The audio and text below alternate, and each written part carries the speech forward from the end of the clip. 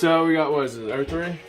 03 Honda Rebel here. Me and my buddy were on our first ride, and basically we had a hell of a 20 miles until the last 2 miles of it. He started giving her gas and she wanted to die.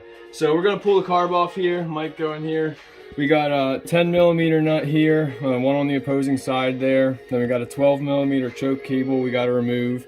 Then we got the fuel inlet here, and then loosen this hose clamp deal to allow the clearance to pull this carb out. So that's what we're going to do here.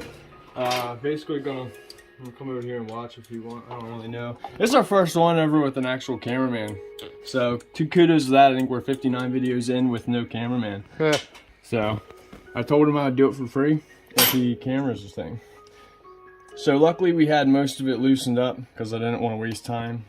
Because I noticed that people like shorter videos than longer. So try to get straight to the point here. But we're removing the choke assembly here. Sometimes it helps to, there it is. Pull that, oh look at how rusty it is. Pull that apart. You see the rust in there? You can kind of see it. Yeah, I'll pull it out in here. There you go. Let me show them there. It's got like some rust on it. Yeah, will it focus? It kind of does. Okay, well you get the point. So there's some rust on there. We should probably lube that up. Got that bolt off. We should probably get our fuel line pliers. They're pretty sweet. Put a link in the description below for them. Make sure your fuel line's shut off. Your fuel valve, petcock, it should be horizontal, adjacent to, well, parallel to the tank. And then spill some fuel, smoke some cigarettes, all at the same time. Great idea. Oh shit, don't really do it. Alright, well, we did spill some fuel, but you can't really prevent that unless you have a line clamp. So let's go to the other side. And you got 2 Phillips head stubby screws right there that came out of the throttle assembly here, which is right there and there. We removed them before we got started. And we got one more 10mm nut here, which we're touching the roof, guys. I had to do it. So we went right up to the roof and I had to bump it. So we're raising the roof in JMD tonight.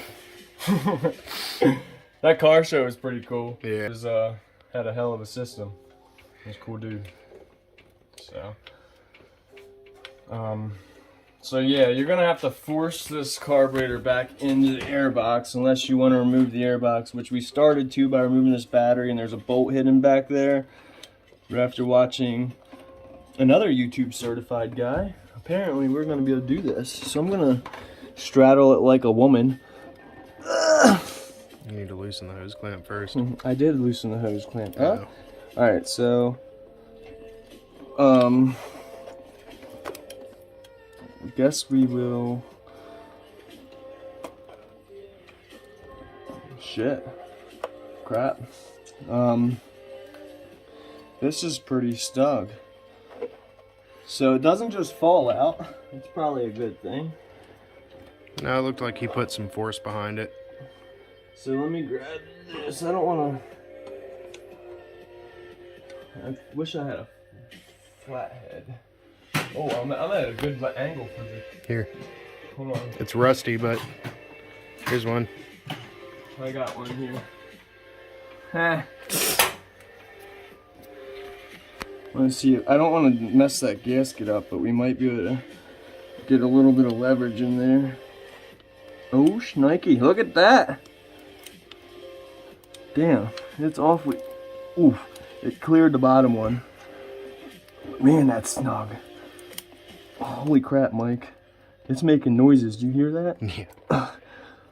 Man, I'm not trying to break anything, but oh, we got it off one.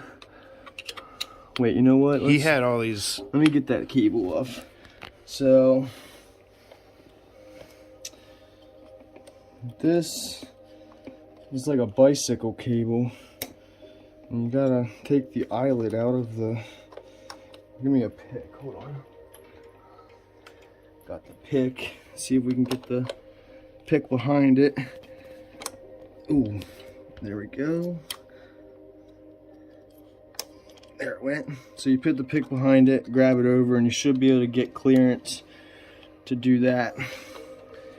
And hopefully we can repeat the process on the opposing side. Like this was I did not plan this to be this kind of project, but it's what you do sometimes. Come on, Betsy. Oh, there we go. All right, so now we got, it's like a safety feature, so if one breaks, I think it uses the other one to pull it back. I think that's why it's a dual cable design. Get them out of the way there. Okay, now back to, oh, you know what, I like your idea better. There's a little more leverage.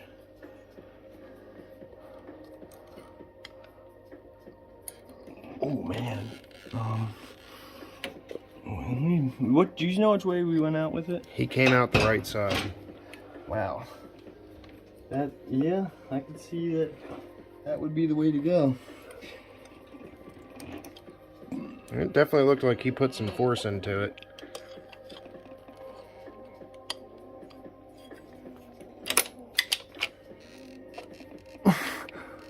Oh my God, Mike. Oh, it's gonna come out the left side. First. Got it. It's gonna be interesting putting back in. We might remove the air box, dude. I don't think that was. I hope it comes with a new gasket here, because we're messing it up right now. Which honestly, we have one if it doesn't, but oh man. Okay, I think you're right though. It should want to. Is there anything else attached? What's this? Okay, that's one problem. You want to come back over to this side? We won't come out this side.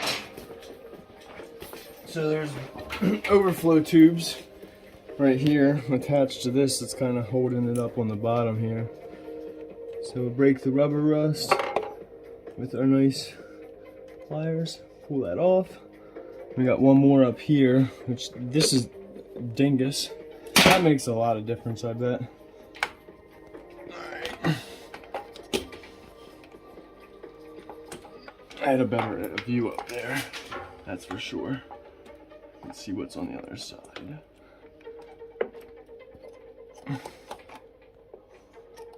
I want to make sure I can see before I go ripping.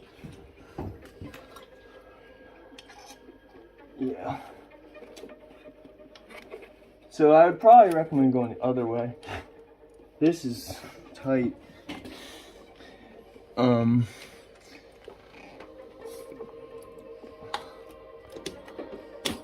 Wow. Okay, here's our Keen carburetor. So that's a standard slide style carburetor. Got the little butterfly jobby in there. It's created off diaphragm pressure. So we're gonna end it here and we're gonna go into part 2. Keep it short. Like, share, subscribe.